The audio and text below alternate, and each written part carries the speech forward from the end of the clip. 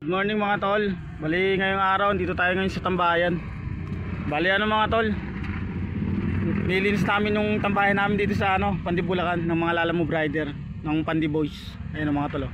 Kahit ako sa inyo mga tol Tol, ito yung tambayan namin dito sa Pandi.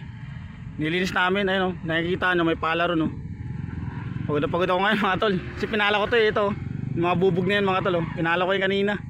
Ako lang mag-isa rito mga tol Nilinis ko muna. Lugar namin dito sa Pandi Ano na dito kasi, probinsya na kasi mga tol. May baka pa rin mga tol bakaw. Diba? Ito yung nilinis ko. Tinanggal ko yung mga damo-damo rito. Maraming damo-damo to kanina Kasi ito yung mga mahabang sanga nya. Ito mahaba ito yung mga sanga to kanina. Ito mahaba yan. Ito yung pala kanina ginamit natin.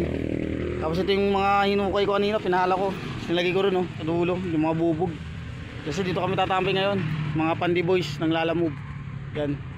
Kasi nakaraan kasi ang tambayan namin doon mga tol dyan sasakyan na yan. Kasi yung sasakyan na yan nakaharang dyan Kaya di kami makatambay na maayos. Kaya dito kami, yung mayroong puno kasi dito yung maliwalas, maganda yung maganda yung spot. Tsaka maangin dito mga tol. Tsaka malakas kasi signal dito sa lugar na to. Di bumababa rito, full bar talaga rito.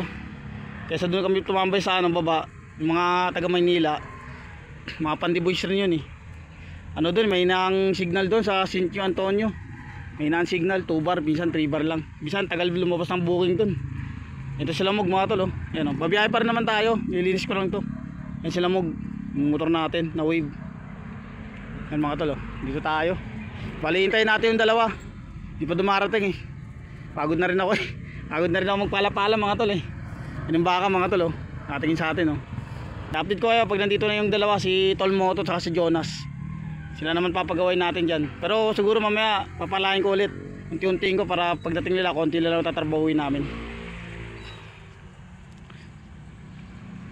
Yun nga mga tol, bali tayo natin yung dalawa natin kasama, si Jonas at si Tol Moto. Video natin mamaya pag nandito na sila. O yan na mga tol, si Jonas. Si Tol Moto na lang wala. Update na lang pag dyan si Tol Moto. Ayun na mga tol, nandiyan na si Tol Moto mga tol. Buster beater talaga to. Tapos na bago dumating. Ayun mga tol Ayun na mga tol okay na yung namin, tambayan namin. Ayun mga tol malinis na. Ayun mga tol wala siyang mga bubog mga tol. Ayun na mga tol ito na yung kasama natin dalawa mga tol si Jonas at si Tol Moto. Malapit talaga si Tol Moto mga tol. Buster beater. Sakto pagdating niya, kakatapos lang namin dalawa ni Jonas. Ayun mga tol diba? Tapos may sticker tayo dito mga tol. Ayun lagyan ko sticker natin Tapos sa mga gusto tumambay dito, mga taga Pandi yan. Ayun yung kalsada mga tol Saan to? Julio Street. Papuntang kung naalala niyo yung nakaraan natin vlog, yung doon, Anlilugaw. Yan, dito lang sa may taas. Yan, makikita nyo naman yan mga tol. Yan, malinis na to mga tol. Baka dyan na kami tatambay lagi. Kasi may nakaharang mga tol Ayun nakaharang dyan na sasakyan. Yan mga tol. Ayan na kami mga tol Ayan na yung mga motor namin Ayan si Tol Moto. Si Jonas wala na, umalis na. Nakakuha na ng booking. Ayan bali dalawa lang kami. Ayan yung mga motor namin Diba? Malilim talaga dito, maganda dito. Malilim dito mga tol. Diba? Ayan si Tol Moto. Follow nyo lang Tol Moto. Ayan lilim mga tol.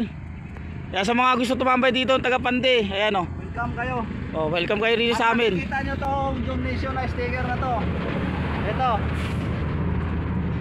Ito yung baluarte namin mga tol.